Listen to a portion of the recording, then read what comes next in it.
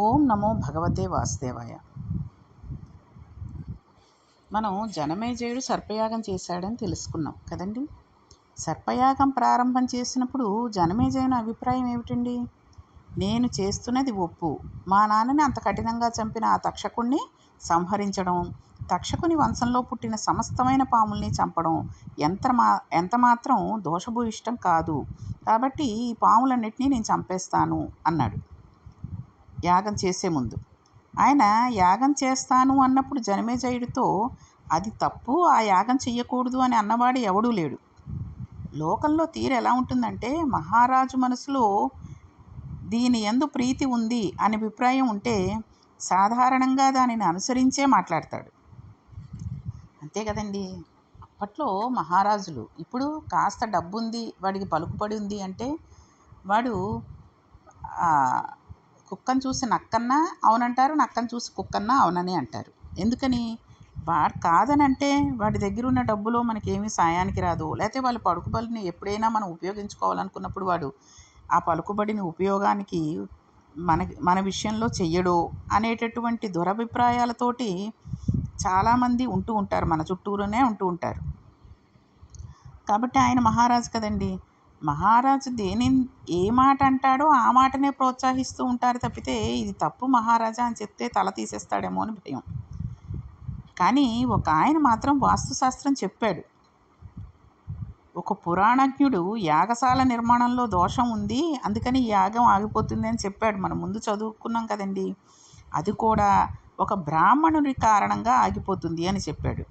ఆయన మాటల్ని అప్పుడు జనమేజయుడు పట్టించుకోలేదు. ఏం పర్వాలేదన్నాడు. శాస్త్రధిక్కారం జరిగేటట్టుగా క్రతువు జరిగేటప్పుడు చేయడానికి అక్కడ సంబారాలు చేయించేవాళ్ళు ఎంత గొప్పవాళ్ళైనా అది నిలబడదని అక్కడ నిరూపించబడింది. అంతే కదండి. ఎంతో శాస్త్రంగా మహారాజు ఎంతో డబ్బు ఖర్చు పెట్టి ఎంతోమందిని పిలిచి అన్నీ చేస్తారు, కానీ అక్కడ ఆ యాగం జరగలేదు. అస్తీక మహర్షి వచ్చారు, సర్పయాగం ఆగిపోయింది. అస్తీక మహర్షి చదివిన పద్యాలను మనం ఆ అర్థాలు అవి నిన్న మొన్నట్లో తెలుసుకున్నాం కదండి. అందులో ఆయన ఒక్కొక్క పద్యంలో ఒక్కొక్క విషయాన్ని సృష్టించాడు. ముందు పరీక్షితును పొగిడాడు, తర్వాత జనమేజయుని వ్యక్తిత్వాన్ని పొగిడాడు, యాగాలు చేయడం బ్రాహ్మణుల్ని ఆదరించడంలో ఆయన ఎంత గొప్పవాడో చెప్పాడు. తర్వాత లోకంలో అనేక యాగాలు జరిగాయి, అందులో సర్వోత్కృష్టమైన యాగాలను చెబుతూ జనమేజయుడి యాగం కూడా అలాంటిదే అని చెప్పాడు. నాలుగవసారి మాట్లాడుతూ జనమేజయుడు ఆ యాగం చేయడం చేత అగ్నిహోత్రుడు ఎలా ప్రీతి చెందుతున్నాడో, తర్వాతి కాలంలో అగ్ని వలన ఆయన ఎటువంటి సంపత్తి పొందాలో తాను ఆశీర్వచనం చేస్తున్నాడు అన్న విషయాలను చెప్పాడు. ఒక్క విషయంలో మాత్రం నీవు చేస్తున్న యాగం వలన లోకానికి ఉపయోగం కలుగుతున్నది అని ఎక్కడా చెప్పలేదు కదండి. ఒక్క విషయంలోనూ ఆయన చెప్పలేదు. ఎక్కడ మాట్లాడినా కూడా ఆయన నువ్వు చేస్తున్న ఈ యాగం వల్ల లోకమంతా సుఖపడిపోతుంది అన్న విషయం చెప్పలేదు. అసలు యాగం ప్రధానమైన లక్షణం ఏదైనా ఉంటే అందులో రెండు ఉంటాయి. యజమాని ఒక ప్రయోజనం కొరకు చేస్తే ఇహంలో ఏదో ప్రయోజనం నెరవేరుతుంది అనే ఉద్దేశంతో చేస్తాడు. దశరథుడు చేస్తే రాముణ్ణి కన్నాడు. పరము అని చేస్తే ఊర్ధ్వలోకంలోకి ప్రవేశించగలిగిన గొప్ప శక్తి ఆ యాగానికి ఉంటుంది, కాబట్టి ఆ యాగం కలగజేస్తుంది. ఈ రెండూ కాకుండా లోకశాంతి కొరకు కూడా యాగం చేస్తూ ఉంటారు. అదేంటండి? లోకంలో అందరూ బాగుండాలని చేసే యాగం. ఇప్పుడు జనమేజయుడు చేసే యాగం ఈ మూడింట్లో ఎందులోకి వస్తుంది అంటే ఈ మూడింట్లో ఎందులోకి రాదు. ఇహము లేదు, పరము లేదు, లోకోపకారము లేదు. ఇక మిగిలినది కక్ష కొరకు యాగం చేసావు, చెయ్యవచ్చా? అలా చేస్తే నీ అనుభవం ఏమైనట్టు? ఇన్ని చేశానంటున్నావు, ఇంతమంది బ్రాహ్మణులను ఆదరించానంటున్నావు, ఇంతమంది బ్రాహ్మణుల దగ్గర విషయాన్ని తెలుసుకున్నానని అంటున్నావు, ఇన్ని యజ్ఞాలు చేసావు, ఇంటి పరిపాలన చేసావు, తుట్టదూతకు నీ మనసు వ్యగ్రతకు లొంగిపోయావు. ఈ యాగం ఎందుకొరకు చేస్తున్నావంటే ఎప్పుడో మీ నాన్నని కరిచిన ఒక పాము ఉద్ధతిని మనసులో స్మరణ చేసి మొత్తం పాములను చంపడానికి యాగం చేస్తున్నావు. పోనీ అదైనా నీ అంత నీకు కలిగిన సంకల్పం కాదు. ఉదంకుడు వచ్చి అటువంటి యాగం చేయమని ప్రచోదనం చేశాడు. ఉదంకుడు ఎందుకు చెప్పాడు? ఆయన కోపం ఆయనకుంది. తక్షకుడు ఎప్పుడో ఆయనకు అడ్డు వచ్చాడు. గురుపత్ని కొరకు పోషమహారాజు గారి భార్య కుండలాలు తెస్తుంటే తక్షకుడు వాటిని అపహరించి తీసుకువెళ్ళి తనను ఇబ్బంది పెట్టాడు. అని చెప్పి తక్షకుడంటే ఉదంకుడికి కోపం ఉంది. కాబట్టి భూతదయ లేకుండా చేసే యాగం ఏ ఫలితాన్ని ఇస్తుంది, కాబట్టి ఆపు చేసేయి అన్నాడు అస్థీకుడు. ఎంత అందంగా చెప్పాడండి. అసలు సరైన వాడు ఎవడైనా సరే, అంటే మొండికేసే వాళ్ళకి ఏం చెప్పలేం కానీ, అసలు ధర్మం, న్యాయం, సత్యం తెలిసిన వాళ్ళు ఈ మాటలు వింటే తల ఉంచేసుకోవాల్సిందే. అసలు లోకంలో చాలా గొప్ప విషయం ఏంటంటేనండి, తనకు తట్టకపోయినా పెద్దలు చెప్పినప్పుడు వినగలగడం. ఇదొక్కటి లేకపోవడం వలన రావణాసురుడు పాడైపోయాడు. ఇదొక్కటి లేకపోవడం వల్లనే దుర్యోధనుడు పాడైపోయాడు. అది కూడా ముందు ముందు మనకు తెలుస్తుంది, చూడండి, విందాం. ఇది ఒక్కటి ఉండడం వల్ల చంద్రవంశంలో పాండవుల ఆస్తి, మంచి విషయం వినడం, ఎవరైనా పెద్దవాళ్ళు చెప్పింది అది అమలు చేయడం కూడా చేస్తూ ఉంటారు. వాళ్ళకు తట్టకపోవచ్చు, కానీ పాండవులు కృష్ణుడు చెప్తే వింటారు. అలాగే జనమేజయుడు కూడా విన్నాడు. విని ఉత్తర క్షణంలో యాగాన్ని ఆపు చేసేయండి అన్నాడు. ఆపు చేసిన తర్వాత అది ఒక సంఘటనగా జనమేజయుడు విడిచిపెట్టి ఉంటే వైశంపాయనుడు భారతం చెప్పడు కదండి. ఎవరి జీవితంలో జరిగిన సంఘటనలను పరిశీలనం చేసుకుని దాని వలన ధార్మికమైన ఆర్తి కలిగి ధర్మం పట్ల అనురక్తి కలిగి ఒక మహాపురుషుడి పాదాలు పట్టుకుని దానికి ఉపశాంతిని కోరుతాడో అటువంటి వాడికి ఒక మహాపురుషుడు దొరికి జవాబు చెబితే వాళ్ళిద్దరి మధ్య జరిగిన సంభాషణ లోకానికి అంతటికీ ఉపకారం చేస్తుంది. ఇక్కడ జనమేజయుడు ఒక్కసారి విచారణ స్థితికి వెళ్ళాడు. అసలు నేను ఈ యాగం ఎందుకు చేశాను? నిజమే, అస్థీకుడు చెప్పిన దానిలో దోషమేమీ లేదు. నేను ఆ యాగం కేవలం కక్షతో చేశాను. తక్షకుడు నాకేమైనా అపకారం చేశాడా అంటే లేదు. తక్షకుడు మా నాన్నగారికి అపకారం చేశాడు.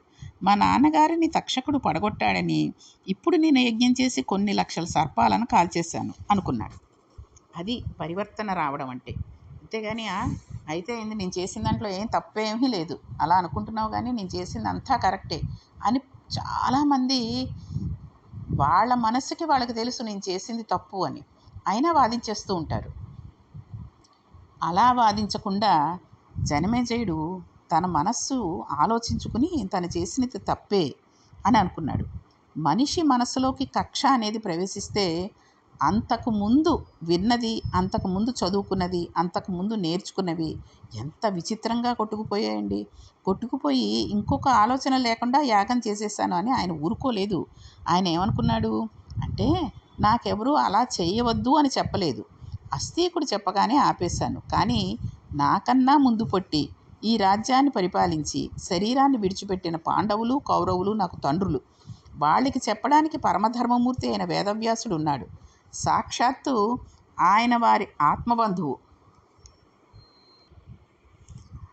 ఆ మాటకొస్తేనండి, వ్యాసస్పర్శ లేకుండా అక్కడ సంతానం కలగలేదు. కాబట్టి ఆయన వంశకర్త అయి ఉన్నాడు. పెద్దరికం వహించి మాట చెప్పడానికి భీష్ముడు ఉన్నాడు.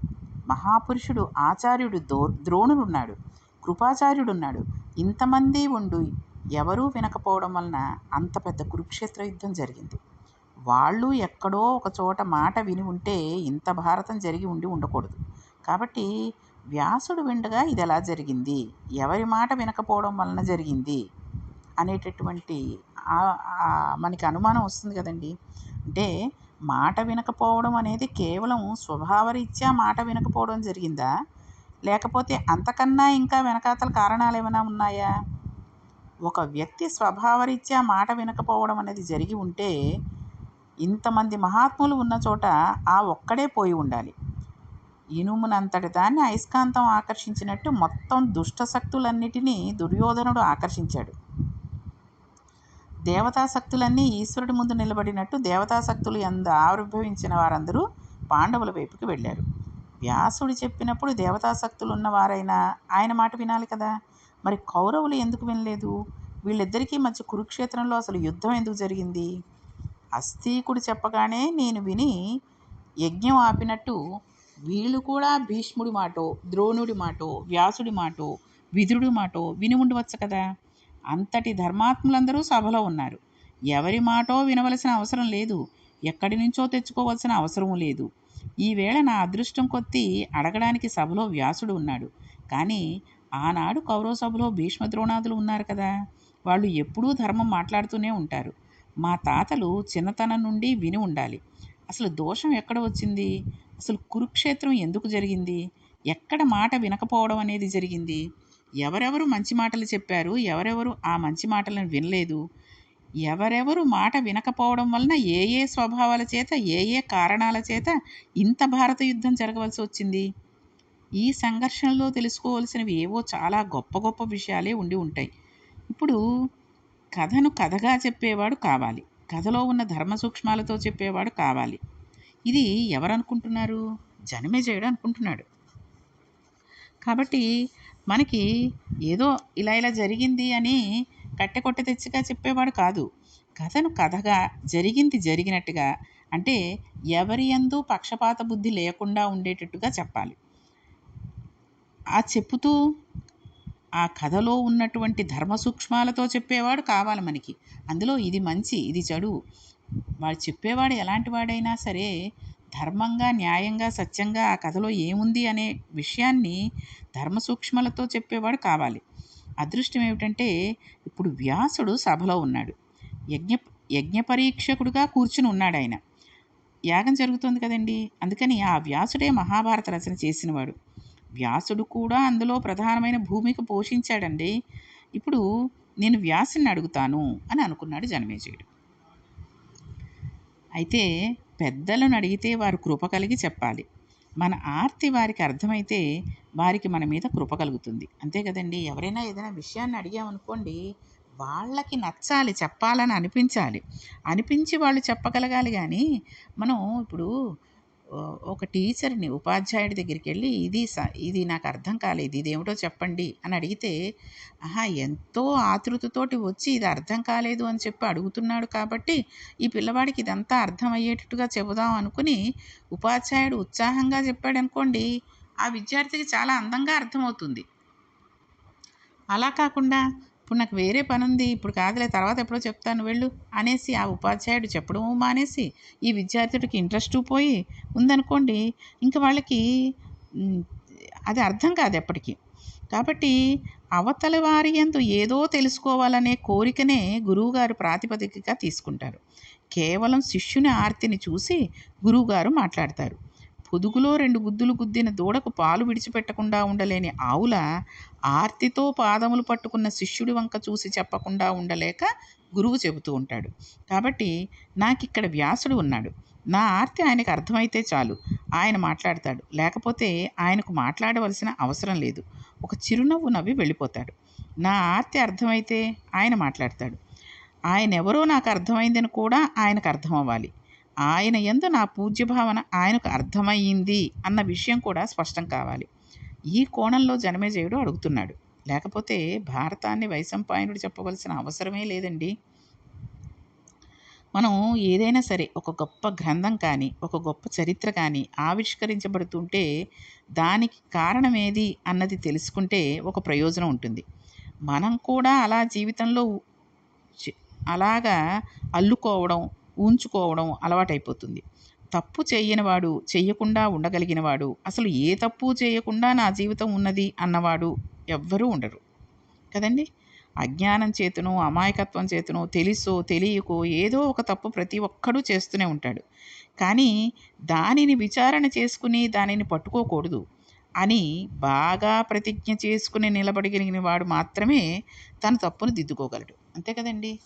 మనం ఈ తప్పు ఎందుకు చేసాం, ఇలా తప్పు చేయవలసి వచ్చింది, ఒకళ్ళ మాట విన్నందువల్లో, లేకపోతే మనంతట మనకి మనసులో కలిగినందువల్లో ఈ తప్పు చేసాం, ఇక ముందెప్పుడూ మనం చేసుకోకూడదు, ఇటువంటి తప్పు చేయకూడదు అని మన మనసుని మనం విచారణ చేసుకుని కనుక మనం ఒక మాట మీద నిలబడిపోయి ఉన్నాం అనుకోండి, అప్పుడు ఇంకెప్పుడు ఆ తప్పు చెయ్యడు, ఆ చేసిన తప్పు కూడా దిద్దుకోగలడు. తన జీవితంలోనికి విన్న విషయం అన్వయం చేసుకుని నిలబడగలిగిన ప్రజ్ఞ ఉన్నవాడెవడో వాడు వేరొక ధర్మరాజు కాగలడు, తనను తాను దిద్దుకోగలడు. దాని కొరకు భారతాది ఇతిహాసాలు వచ్చాయి. కాబట్టి ఈ సంఘటన జరగడం కేవలం యాదృచ్ఛికం అనే భావనతో మనం ఉండకూడదు. అసలు మహాభారతం నందు జనమేజయునికి అటువంటి ఆలోచన రావడమే మనకందరికీ కూడా భిక్ష పెట్టింది కదండి. లేకపోతే మనకి భారతం ఉండదు కదా. లేకపోతే రచించబడిన భారతం అలా ఉండిపోయేది. జనమేజయుడు ఈ ప్రశ్న వేశాక ప్రవచన రూపంలో ఈ భారతం పొందింది. అప్పటి వరకు భారతానికి ప్రవచనం లేదు, ఇది గ్రంథ రూపంలోనే ఉండేది. అలాగే ఉండి ఉంటే దానిని ఎవరికి వాళ్ళు చదువుకోవాల్సి వచ్చేది. జనమేజయుడు వేదవ్యాసుడిని పాదాలు పట్టుకుని ఈ ప్రశ్న అడగడం ప్రారంభం చేస్తే అప్పుడు భారతం ప్రవచన రూపంలోకి మారింది. అంటే ఒకళ్ళు చెబుతుంటే మనం అందరం వినడంలోకి మారింది. నిజంగా అస్తీక మహర్షి వచ్చి రక్షించినది పాములనా లేక నన్నా అని ప్రశ్నించుకున్నాడు జనమేజయుడు. నన్ను రక్షించాడు, నాకు అమృతం పెట్టాడు, లేకపోతే ఎంత పాపం చేసుకుంటూ పోదునో, ఎంత కక్షతో ఈ యాగం చేద్దునో, ఏమి సాధించానని నేను అనుకోవాలి. అలా కాకుండా మహానుభావుడు నన్ను రక్షించాడు అనుకున్నాడు. ఇది ఆయన మనసులో ఉన్నమాట. అంటే ఎంత మారిపోయాడో, ఎంత ఆ, ప్రాయ పరిశీలన చేసుకుంటున్నాడో తన మనసుని చూడండి. మనం చూడండి, నీ అంతట నువ్వు నీ తప్పు తెలుసుకున్నావు కాబట్టి ఇంకా దానిని మళ్ళీ చెయ్యవు కాబట్టి నువ్వు ఆ, ఇంకా శిక్షించబడవు అన్నట్టుగా అంటూ ఉంటారు. కాబట్టి తన తప్పు తను తెలుసుకున్నవాడు ఎప్పుడూ కూడా బాగుపడతాడు. అంతే కదండి. తప్పు తెలుసుకుని దానిని ఇంకెప్పుడూ చేయకూడదు అన్నవాడు బాగుపడతాడు. లేదా తన తప్పు తెలుసుకుని అవతల వాళ్ళ దగ్గరికి వెళ్ళి నిజమే నేను తప్పు చేశాను, ఆ రోజు ఏదో కోపంగా మాట్లాడేశాను కానీ నాది తప్పు చాలా ఉంది, ఇంకెప్పుడు అలా నన్ను క్షమించండి అన్నవాడు మంచి గొప్ప స్థితిలోకి వెళ్ళిపోతూ ఉంటాడు. కాబట్టి ఇక్కడ జనమేజయుడు ఇంతలా ఆలోచించి అసలు జనమేజయుడంతటి మహానుభావుడు వాస్తుదోషం ఉంది, ఈ యాగం ఆగిపోతుంది అని ఒక వేదం తెలిసిన అతను చెప్పినప్పుడు, బ్రాహ్మణుడు చెప్పినప్పుడు వినకుండా అస్తీకుడు వచ్చి ఈ ఫలానాది ఇలా జరిగింది, నువ్వు అప్పుడెప్పుడో జరిగిన దానికి ఎందుకు ఇంత తప్పు చేస్తున్నావు, నువ్వు చేసేది తప్పు అని అన్ని విషయాలు చక్కగా విడమరిచి విశదీకరించి చెప్పినప్పుడు జనమేజయుడిలో పశ్చాత్తాపం వచ్చి ఆయన ఏమనుకున్నాడు, నేను ఒక మహానుభావుడు చెప్పినందువల్ల యాగం వెంటనే మానేశాను, కానీ మరి కురుక్షేత్రంలో ఇంతమంది ఉన్నారు, ఎవరు ఎందుకు చెప్పిన మాట వినలేదు, ఎందుకు ఈ కురుక్షేత్రం ఇలా జరగవలసింది అనే ఆలోచన వచ్చింది. కాబట్టి ఒక మంచి పని, మంచి మాట ఎవరు చెప్పినా సరే, వాళ్ళు పసిపిల్లలైనా సరే, వృద్ధులైనా సరే, ఎవరైనా పేదవాళ్ళు అవనండి, చదువురాని వాళ్ళు అవనండి, చెప్పినవి చదువురాని వాళ్ళు కూడా కొన్ని కొన్ని విషయాలు భలే చెప్తూ ఉంటారండి. అవన్నీ కూడా మనం విని అందులోని నిజమెంతో ఉంది అన్నది మన మనసులో మనం ఆలోచించుకుంటే మనం చేస్తున్నది తప్పా కాదా అన్నది తెలుస్తుంది. కాబట్టి జనమేజయుడికి వచ్చిన ఈ అనుమానం అది తీర్చుకోవడానికి వ్యాసుడు అక్కడే ఉన్నాడు కాబట్టి ఆయన అడుగుదామని ఆయన జనమేజయుడు వ్యాసుడిని ఏ రకంగా అడిగాడు, దానికి వ్యాసుడు భారతాన్ని ఏ రకంగా మొదలుపెట్టి ఆయనకి చెప్పాడు, ఆయనే చెప్పాడా లేక వేరే ఎవరైనా చెప్పారా అనే విషయాలన్నింటినీ కూడా మనం రేపటి పారాయణంలో తెలుసుకుందాం. ఓం నమో భగవతే వాసుదేవాయ.